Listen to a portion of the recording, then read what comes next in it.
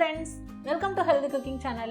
இந்த வீடியோல நம்ம இன்னைக்கு சுவையான கருப்பு கொண்டைக்கடலை குழம்பு எப்படி செய்யலாம்னு பார்க்கலாம்.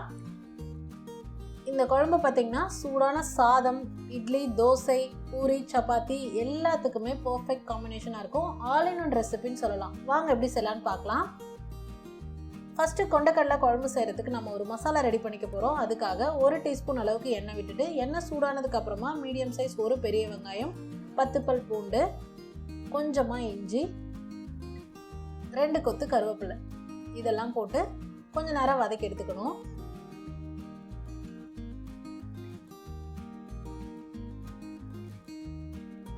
பாருங்க, இந்த அளவுக்கு வதங்கி வந்தா போதும். இந்த ஸ்டேஜ்ல 2 டேபிள் ஸ்பூன் அளவுக்கு துருவின தேங்காய் சேர்த்திருக்கேன். அடுத்ததா காரத்திற்கேற்ப கறிமிளகாய் தூள் 3 டீஸ்பூன் சேர்த்திருக்கேன். கறிமிளகாய் தூள் இல்லாதவங்க தனி மிளகாய் தூள், கரம் மசாலா, மல்லித்தூள் சேர்த்துக்கலாம். இதெல்லாம் சேர்த்து மசாலாவோட பச்சை வாசனை போகிற அளவுக்கு வதக்கிட்டு நம்ம ஸ்டவ் ஆஃப் பண்ணிடணும். நல்லா ஆற விட்டுட்டு மிக்சர் ஜாரில் சேர்த்துட்டு கிரேவி எந்த அளவுக்கு நமக்கு திக்னஸ் வேணுமோ அந்த அளவுக்கு நம்ம உடச்ச கடலை சேர்த்துக்கணும். நான் 4 டீஸ்பூன் அளவுக்கு சேர்க்குறேன்.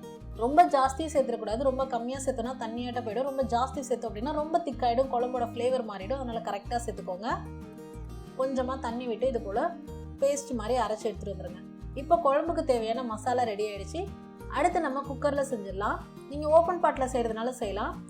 எண்ணெய் விட்டுட்டு பட்டை, கிராம்பு, ஏலக்காய், பிரிஞ்சி இலை போட்டு நல்லா பொரிய விட்டுடணும்.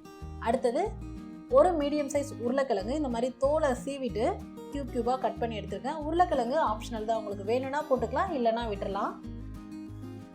அடுத்ததாக ஒரு கொத்து கருவேப்பிலை, கொஞ்சமாக மஞ்சள் தூள் சேர்த்துட்டு 8 மணி நேரம் நல்லா ஊற வச்சு எடுத்துருக்கக்கூடிய கருப்பு கொண்டைக்கடலை நான் நல்லா கழுவிட்டு சேர்த்துக்கிறேன்.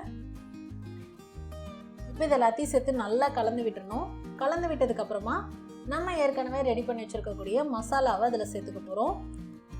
மசாலா சேர்த்ததுக்கு அப்புறமா கொஞ்சமாக தண்ணி விட்டுக்கோங்க. இப்போ இது எல்லாத்தையும் சேர்த்து நல்லா கலந்து விட்டு பாருங்கள். 1/2 டீஸ்பூன் அளவுக்கு உப்பு சேர்த்துருக்கேன். சப்போஸ் உங்களுக்கு குழம்பு நல்லா திக்காக வேணும் அப்படின்னா நீங்கள் அதே அளவுக்கு விட்டுறலாம். இல்லை எனக்கு கொஞ்சம் தண்ணி பதமாக வேணும் அப்படின்னா கொஞ்சம் தண்ணி சேர்த்துக்கோங்க.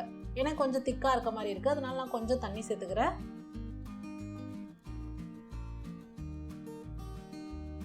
இப்போ உப்பு காரம் எல்லாமே சரி பார்த்துட்டு நம்ம குக்கர் மூடி போட்டுட்டு 3 விசில் விட்டு எடுத்துக்கணும்.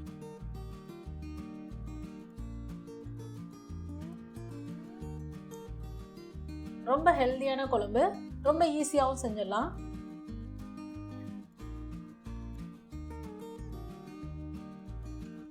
இப்போ பாருங்க, 3 விசில் விட்டு எடுத்ததுக்கு அப்புறமா நான் உங்களுக்கு காமிச்சிருக்கேன். நல்லா மேலே எண்ணெய் சூப்பராக வெந்து வந்திருக்கு. லாஸ்ட்டாக மல்லி இலை தூவிட்டு நம்ம சர்வ் பண்ணிடலாம்.